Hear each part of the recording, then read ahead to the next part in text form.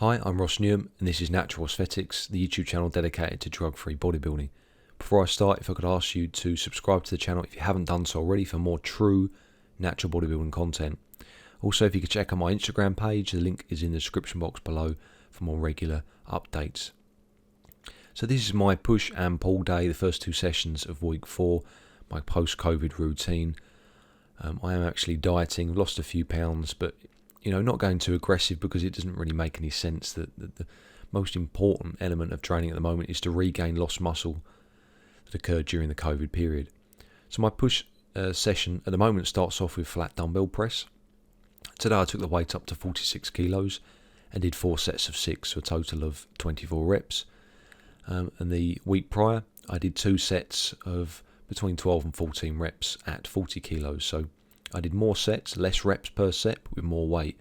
So the overall rep range was about the same for that exercise. And that's really how I progressed, much the same as the overhead press here. I did more sets at 65 kilos, but for less reps in total. So feeling like strength is increasing on a weekly basis, as it should do, coming off a period of respite because of the coronavirus. So after the overhead press, I move on to squats. Very, very simple training. Horizontal press, vertical press, and a leg press. A squat, of course, is a pushing exercise. Despite how scientific you want to get about it, it's predominantly the way I do it, a quad exercise. So that's why it's on the push day. I warm up thoroughly. 60, 80, 100, 115 kilos, 130, 140 kilos, 150 kilos. And that's my working weight for today's session.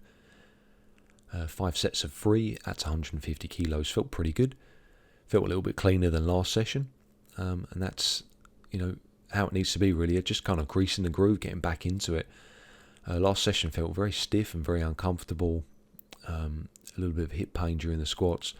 Felt a little bit looser today, so pretty happy with that. The main thing is just to make sure at the very least you're squatting on a regular basis, and it will kind of go up on its own accord really. You don't really have to focus too much. If you've already been squatting, prior to COVID and then you're now coming back into it, it doesn't have to be really that regimented until things start slowing down.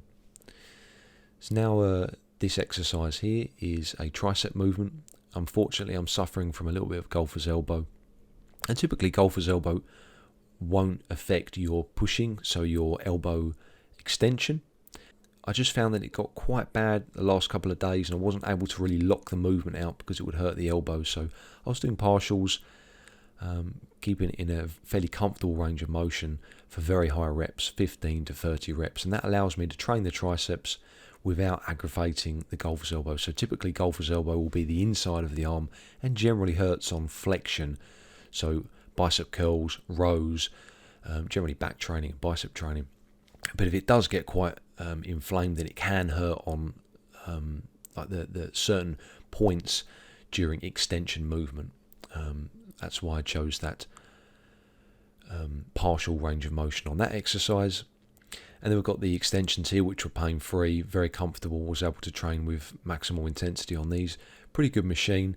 Then moving on to the pull session. And I start off the workout with elevated bent row. So the bent row is from quite a low position. Low position typically hits the lats a little bit more than a 45-degree angle row, which is what you saw me did last week. With a lot more weight on the bar then, a lot more momentum, but generally for upper back and traps. Whereas that exercise there is more for lats and mid-back. The reason why I'm using a plate is just to elevate my body, so I can increase the range of motion, and I also use 10 kilo plates so I can go down lower without the plates hitting the floor. Very, very good way of rowing. This exercise, a seal row, just a static horizontal pull. Pretty self-explanatory really, just keep the torso still and pull up. Try to squeeze at the top as best as you can. And then this is the bicep curls, finishing up with the biceps. I did hamstrings as well on this day, and calves and forearms. Just wanted to show you how I got around training the golfer's elbow. This exercise felt a lot more comfortable. It's a soft handle, which allows your wrist to more easily manipulate into a more comfortable position during the lift, so you're not kind of fixed into a certain movement pattern. Generally, you want to avoid things like barbell movements or bar cable movements when you've got golfer's elbow, and just try and find something that feels comfortable. And that felt okay for me, so did about 5 sets on that. So thanks for watching, guys. I hope you enjoyed the video. If you did, then please give it a thumbs up. Don't forget to subscribe to the channel as well to see more true lifetime natural bodybuilding content. Stay strong.